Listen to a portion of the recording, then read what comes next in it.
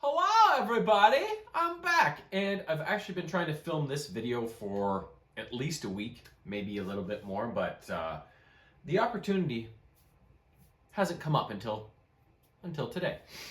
The jersey, you'll see, it's a little short in the arms. With the Leafs having missed the playoffs this year for the first time in like 9 or 10 years, I thought I would Stanley Cup playoffs just started this Saturday. I thought I would break out this classic. This was not the first jersey I ever had. The second. I had a Rick Vive jersey when I was just a little kid.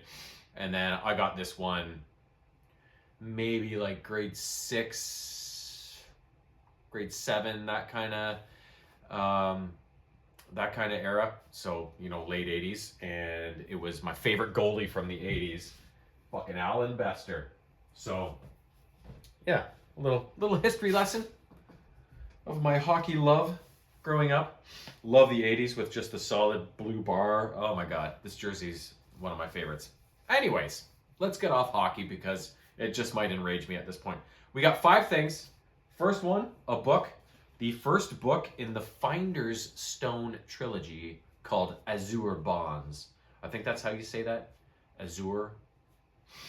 Anyways, this book was published in 1988, and it was a really good story. I really enjoyed it. Once it got going, I was like, oh, this is pretty cool. So a girl named Alias wakes up in a room she's rented at an inn, and I forget which town it's in, maybe Suzail, something like that. Yeah, I can't remember the order they visit the towns in this book, but it doesn't matter. She wakes up in the morning. She has no memory of, she has some long-term memories, but she doesn't have any short-term memories over the last number of weeks or whatever. And the most curious thing is she has this sequence of blue tattoos on her arm that almost seem to be shifting, almost like they're living or something like that. So she thinks she's just woken up from a drunken night of reveling, and some of her friends played a prank on her and got her this tattoo. As she goes about her day, though, nothing starts to fall in place, and she goes down to the dining room in the inn, and she has a meal, talks to the innkeeper about what the fuck happened, and he was like, I don't know, and then eventually she hooks up with this guy named Akabar Bel Akash or something like that. He's a mage of no great experience from the Southern Lands, and Alias is not really eager to engage with him, but she does, and she kind of inquires as to her tattoos, and he determines that there does seem to be something magical about them, because when he runs kind of a test on them, they flare up and things get a little crazy. So she basically goes on a quest to find out what the hell this is, and to also try and get her memory back. So when she's in her room, she sees this walking lizard creature kind of spying on her through the window, and she kind of scares him off, and she's like, what the hell is that thing, right? So then she goes on a quest to find a more accomplished mage that can better give her an answer on what these tattoos are. So she goes and talks to, I think she talks to a couple. And the second one ends up being like, well, I can look into this for you really deeply and hopefully get you an answer, but you need to do something for me. And so Alias is like, okay, what? He's like, my daughter, I think it's his daughter, is getting married. He's a nobleman. Or no, he's working for a nobleman or something like that. And, this guy's daughter's getting married, and the bard who was supposed to play at the wedding has been captured by a dragon named Mist. So basically, Alias will get help with her tattoos if she goes and rescues this bard whose name is Olive. And she's a halfling, so just a little wee person. And she'll get her help if she rescues the bard from a dragon's den. Yeah, no big deal, right? So Alias is able to do that with Olive's help a little bit. So, and she takes Olive back, so Olive's able to perform the wedding ceremony. And in the meantime, Alias has, Akabar the mage has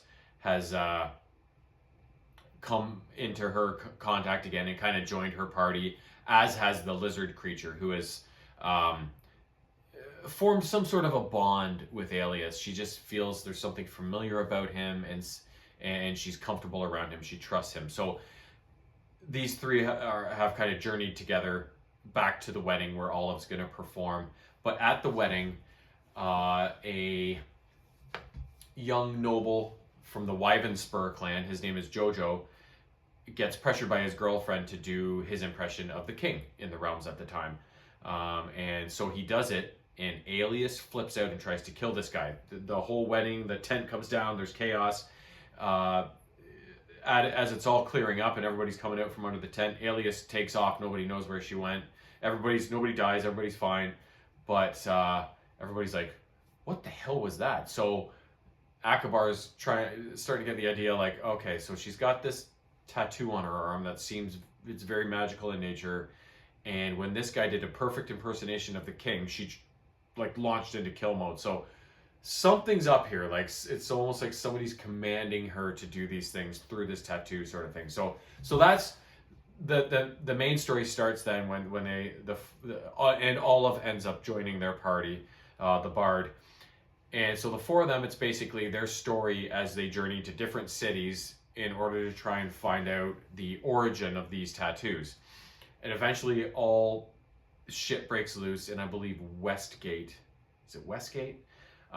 They start to find the people, I think there's like 4, 5, 6 different kind of markings in this tattoo. And they start to find the groups or the people that were responsible for each of the marks in the tattoo. And once they're kind of defeated, that part of the tattoo disappears. And Alias is a little bit freer, I guess, from whatever this control is that people have over her.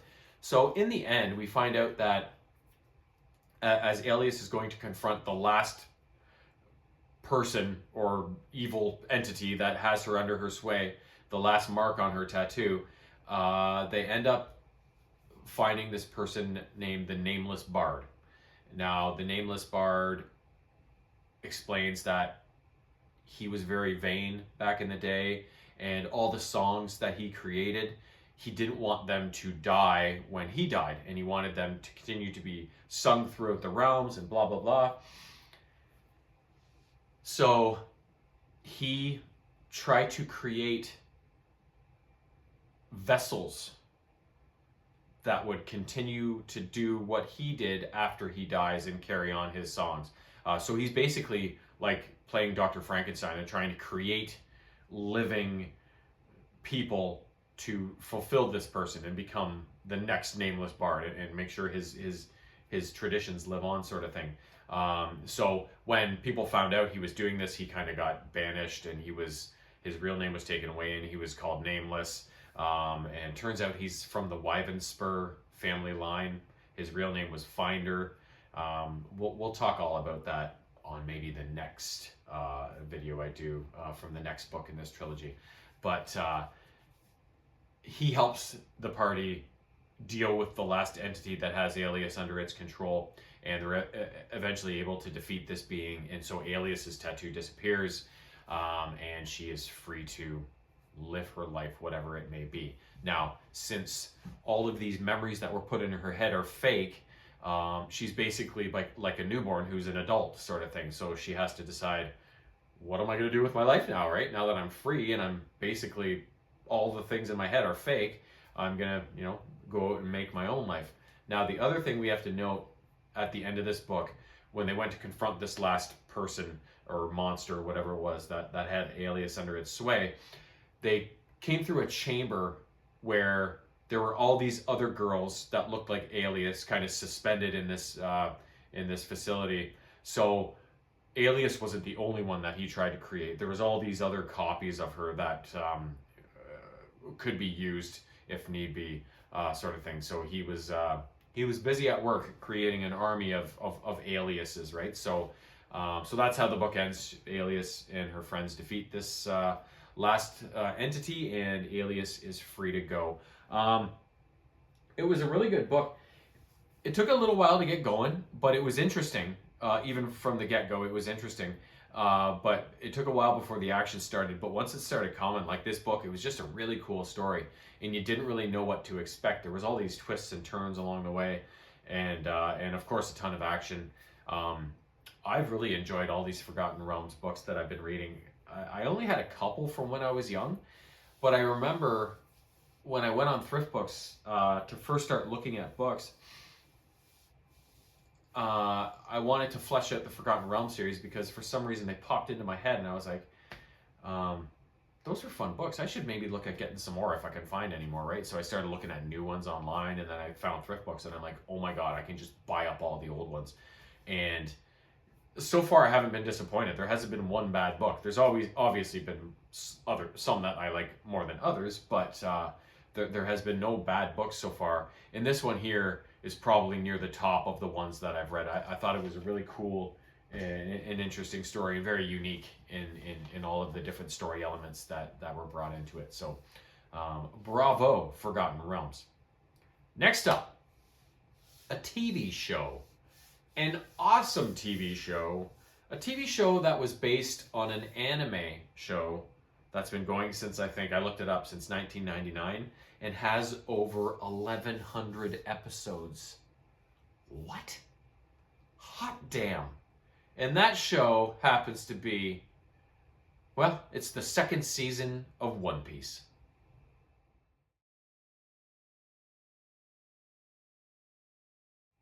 The show is awesome. It is so awesome.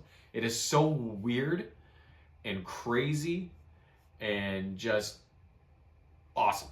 It's just awesome. So in the second season, Monkey D. Luffy and his crew are preparing to head into the Grand Line, or to try and get into the Grand Line, where they're going after the One Piece, the big treasure that Gold Roger left there for some lucky pirate to find.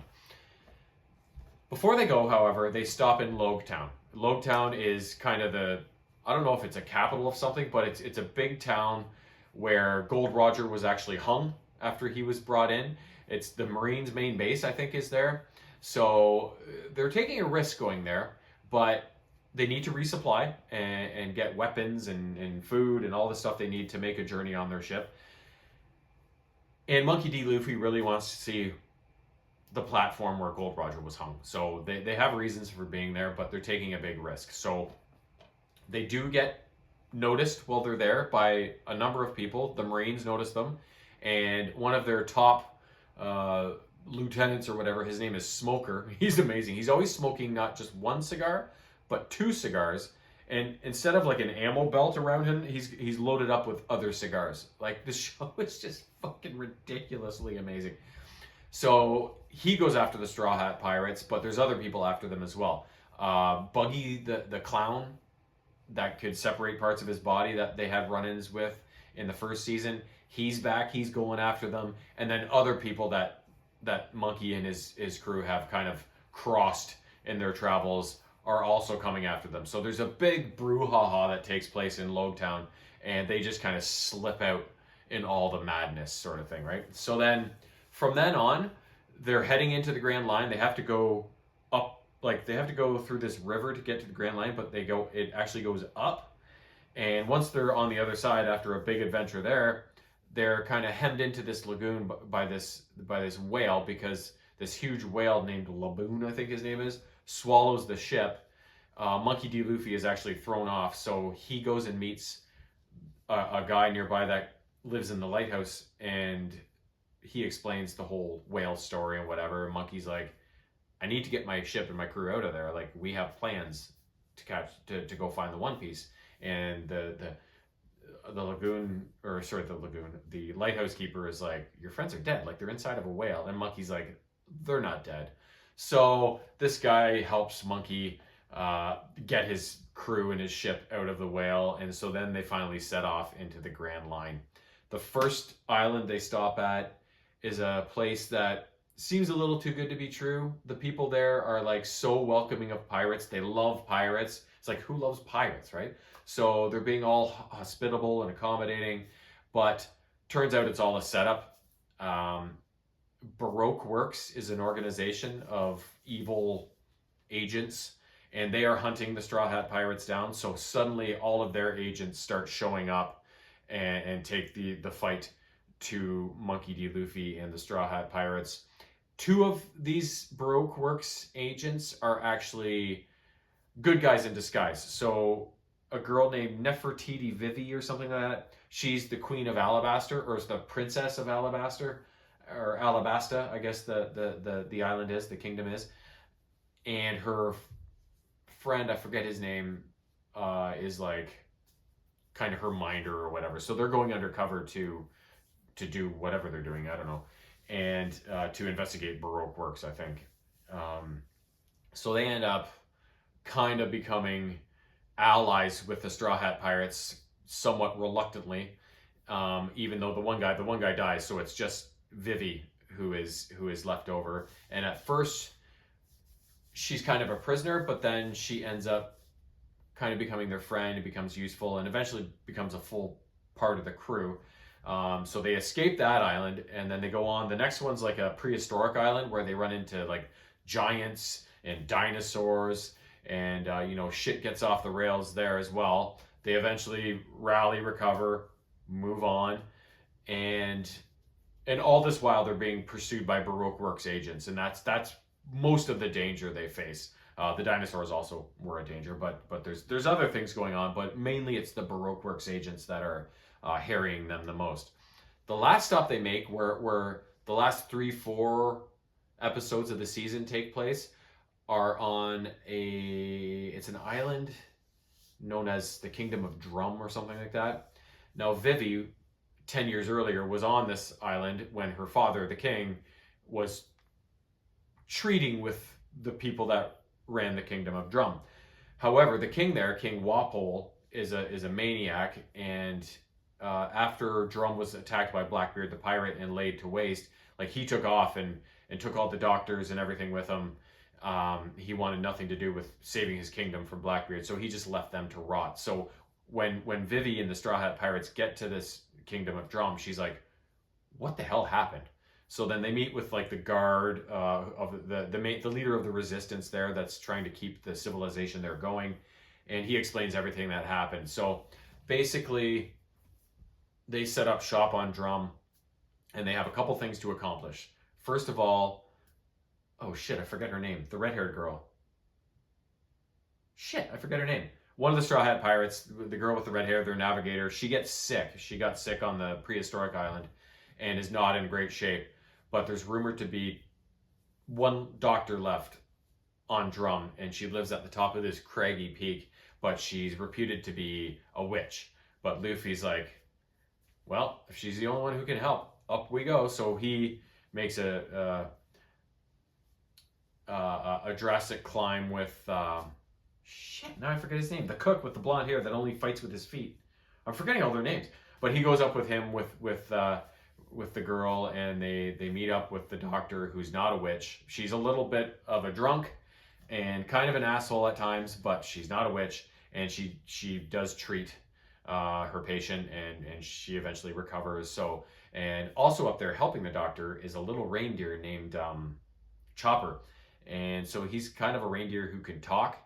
And so Monkey D. Luffy is just like, oh my god, it's so funny. So the doctor explains not only what happened on Drum, but what happened to this Chopper creature that went through so much, and wants to only be a doctor like his predecessor that kind of saved him. But you watch the series, you'll see what I'm talking about. So everything up there gets sorted out, but in the meantime, King Wapol has come back to Drum. He has eaten a devil fruit, and he now has the ability, like his jaw is all metal, and he has the ability to like transform his arms into like metal weapons and stuff like that. And he is leading his army against the Kingdom of Drum. So the resistance there, along with the help of the Straw Hat Pirates, put up a resistance against Wapol's forces. And of course the season ends with a big boss fight between Monkey and King Wapol for the freedom of this land, and its escape from tyranny.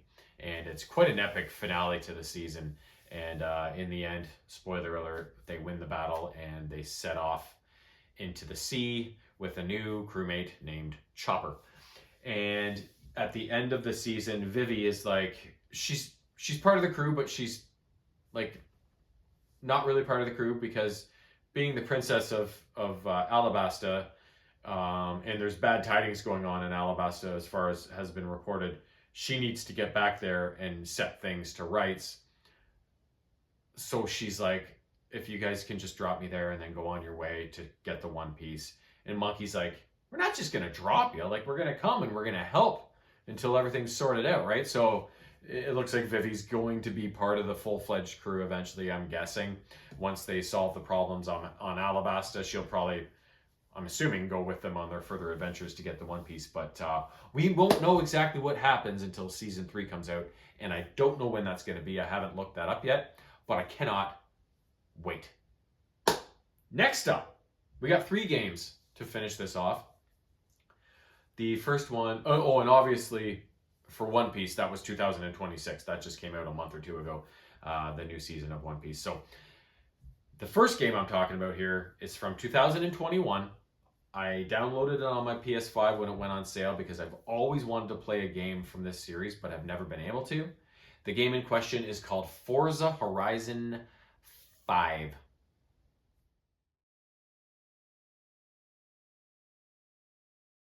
Now, the reason I haven't played any of the Forza games is because they're exclusive to Xbox, and I'm not an Xbox guy. I'm Nintendo and PlayStation. But for some reason, Forza Horizon 5 was also given a PlayStation release. So I was like, yes, please. And it was worth it because this game is fucking awesome.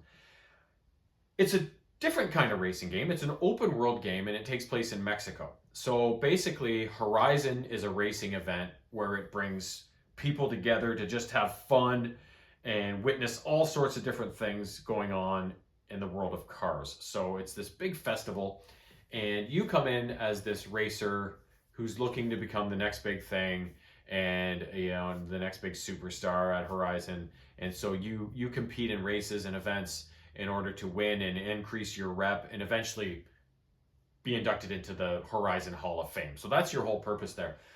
You do this in so many ways. There are little challenges you do, like speed traps and speed zones and drift zones, where you're trying to get your car up to a certain speed, or get a certain score on a drift track, or trailblaze, like blaze your own path from point A to point B and get there within a certain time limit, which gains you XP, which levels you up. And then there's, of course, all of the different actual racing events. There's dirt, there's drag, there's street, there's like cross-country kind of thing.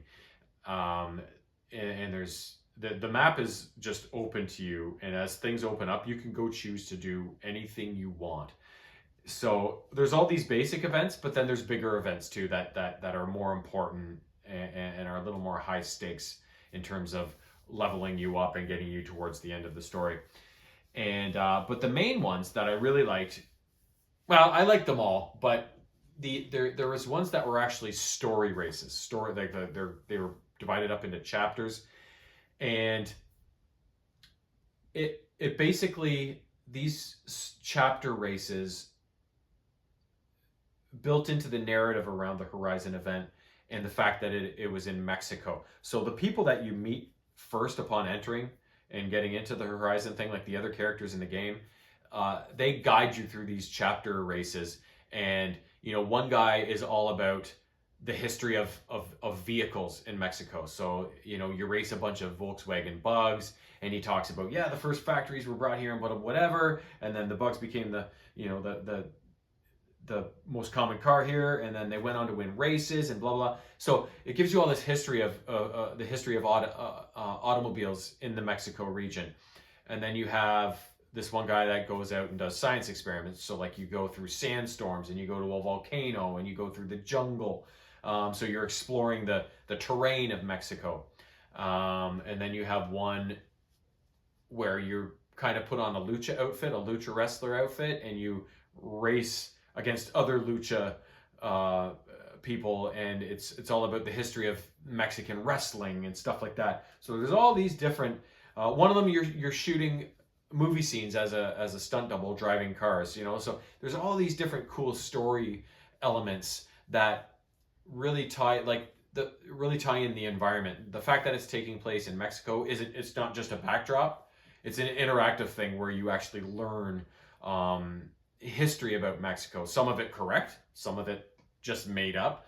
But the environment is more than just an environment. It's part of the story, sort of thing. And yeah, so you just race until you get to the top rank, enter the Hall of Fame, and you're good to go. Lots of cars in the game. I think there are like 800 or 900 of them. I didn't get a ton. I got a lot, but I, not even close to all of them. But you can find barn finds. Every once in a while, a rumor of a barn find will come up and ping onto your map, and you can go explore the area, finally find the barn, and there's an old jalopy car in it that they will then fix up for you, and it adds to your garage. So my favorite car of all time is the Ferrari F40. I love this car. It's one of the sexiest things I've ever seen in my life. And the third last barn find of the game, I think, was a Ferrari F40, and I was like, son of a bitch, yes! And I drove it relentlessly. Like, I would cycle in other cars from time to time, but mostly I drove this thing, and it was fucking awesome. It was so fast. It was so fun to drive. And you can alter the look of the cars. You can soup them up with engine and all the other upgrades. So there's lots of stuff to do in this game. When you go into the game, I found it overwhelming. I had to wrap my head around this game a lot when I first started playing, because basically when you first start playing, it's not like it's sequential in certain aspects, but not in the main aspect of when you first start the game. You pull the map up and there's just events everywhere that you can go and compete in. So I had a hard time deciding on where am I going to go? What am I going to do? Like, there's stuff everywhere. I don't even know where to begin, right? So it took me a few sessions to really wrap my head around how am I approaching beating this game and making my way through this game, because there's so much to do, right? So it is a little overwhelming, especially if you're a simpleton like I am, for a taxed brain like mine to compute all that and process all that. But I figured it out eventually, and once I did, I just looked forward to playing this game so much. Awesome game. And I heard that Forza Horizon 6 is supposed to be out in May. Whether it's going to be on PlayStation again, who knows? But I'm definitely going to look into it. So yeah, food for thought there. Next up, a game from 2024 on the PS5, Starship Troopers Extermination. When I saw this, I was like, a Starship Troopers game? Yes, please, because amazing movies, but it's really had no representation, at least that I know of, in any other media. I'm sure there's probably been like comic books and stuff like that, but I've never seen like Starship Troopers toys or cartoons or video games, you know what I mean? So when I saw this, I was like, whether this is a piece of shit or it's amazing, I have to get it and try it, because that franchise is so cool. The game, So after being so excited about it, it was kind of a letdown, but it was okay. It wasn't terrible, but I was expecting more. It's kind of a bare bones game where they could have put a little more thought into the story and the gameplay, and a little bit of extra polish on the game. The more I played it, the more I liked it more than my first impression, but it still wasn't a great game, right? So essentially it's an online multiplayer game. I think you can play with up to squads of 16 people on any of the maps. But I don't like that I don't like online play. It's never been my thing. I've mentioned this many times before, other than maybe Rocket League and Splatoon. Those are the only games I really like to play online. But they do have a 25 mission single player campaign, so that's what I focused on. So there isn't really much story involved. The general or whatever his name, Rico. He is kind of cutscenes of him where he explains the situation. He gives you your orders, and you then hit the drop ship and then exit onto a planet and go kill bugs. So there's like maybe 4 or 5 worlds that you go to intermixed. You hop from one to the other, and basically what you're going to do is just basically exterminate the bugs. Sometimes there's other objectives, and there are, I think in the online multiplayer mode of the game, there's always objectives like that you all have to contribute to in order to beat the mission. But in single player, it's a little less objective oriented. Like in some of them, you have to like build or repair structures in order to advance. Sometimes you need to go rescue a fire team that has been bogged down by bugs and get them out of trouble. Sometimes you got to go destroy nests of bugs with explosive charges. And sometimes you just need to go through and wipe all the bugs out that you come across, sort of thing. So basically, your drop shit hits. You set out in your squad of 4 when you're playing single player, and you just achieve all the objectives, eliminate all the bugs, and move on to the next one. And once you've got through all 25, you're done. There are like 5 or 6 different character types. You know, there's a medic, there's a ranger, there's an engineer, and they all, depending on the type you pick, they all have different combinations of weapons and other abilities that make them a little different from each other, and will definitely pique your interest in terms of your preferences. My favorite was the engineer. He had a flamethrower. I just found with the recoil on the guns, it was like tick, tick, tick, tick.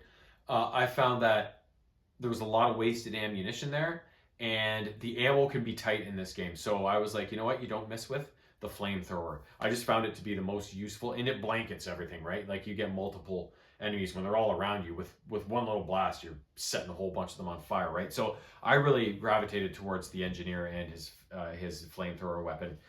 And then there's ammo pickups throughout the level, these little stations that prop up from time to time, and where you can refill. But again, the ammo's pretty tight, so you gotta be careful. And yeah, like I said, make your way through the 25 missions, and you've earned Rico's respect and completed your obligations. And yeah, you're free to go. You're free to go and put that game away. Like I said, I had a lot of fun playing it simply because of what it was, but it could have used a lot of extra polish. The bugs look really cool, but it felt like there was something missing. That's what I felt like. It felt like there was just, they should have done more to make this game really good instead of just left it kind of average, right? It just didn't get enough development, is what I feel about it. Now, worth a play? Yes, but don't spend more than even $20 would be, right? Like that's my feeling on this game, right? So I'm glad I played it, but at the same time, I'm kind of a little disappointed that it wasn't as good as I was hoping or thought it was going to be, right? Last up, an awesome game that me and my buddy Simon played through originally, and then I played through on my own, and you'll see gameplay footage of it on my channel. Released in 2021 originally, I believe it is. It is a new game that is shaped to look and feel like an older game, and it is called Mayhem Brawler.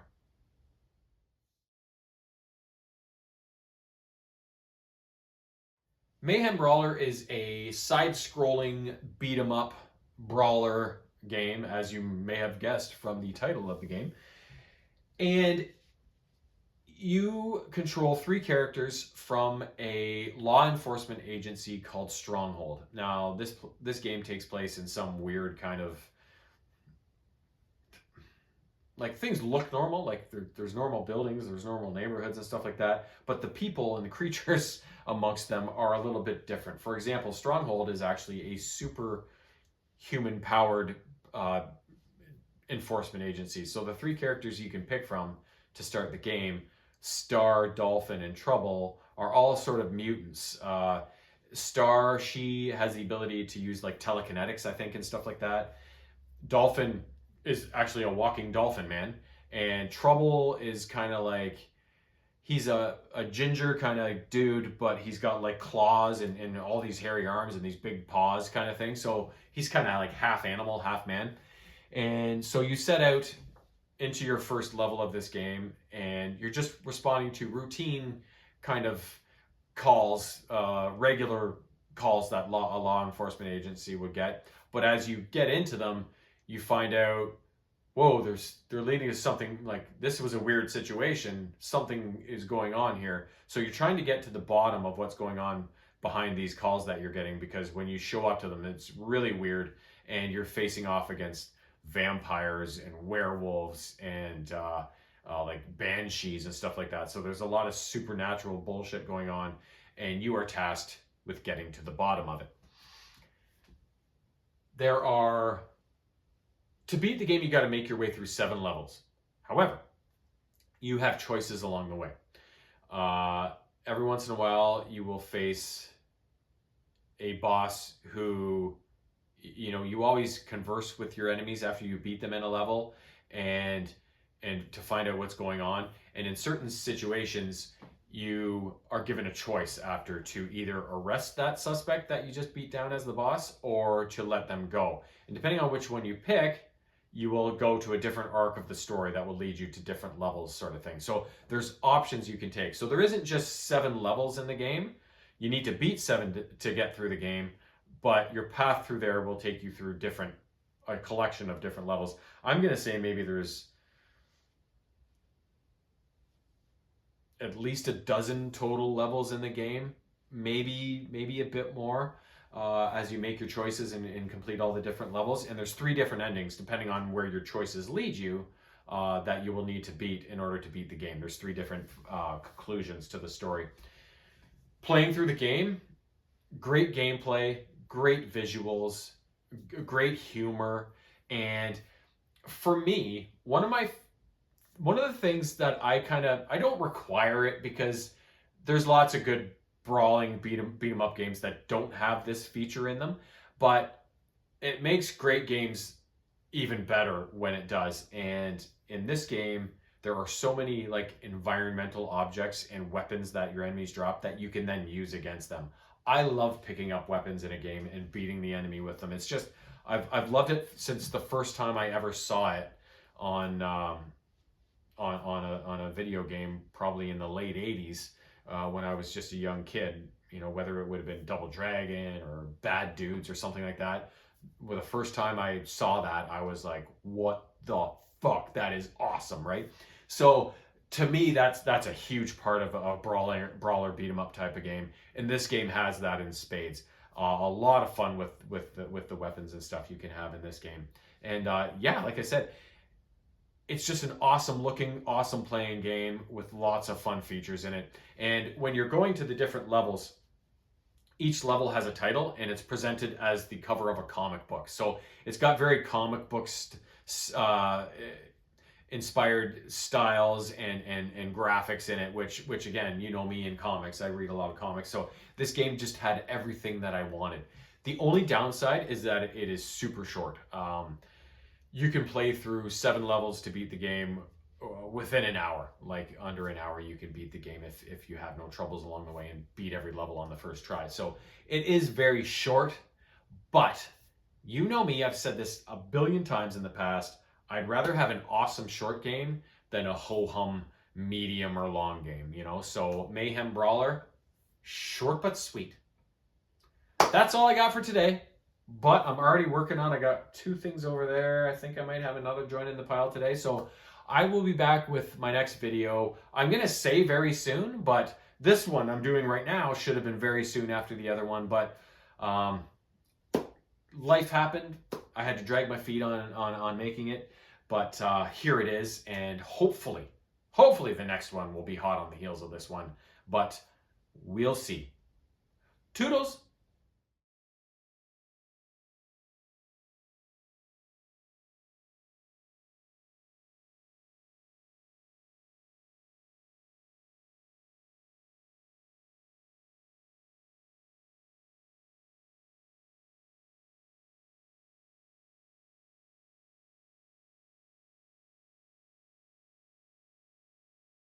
Meow.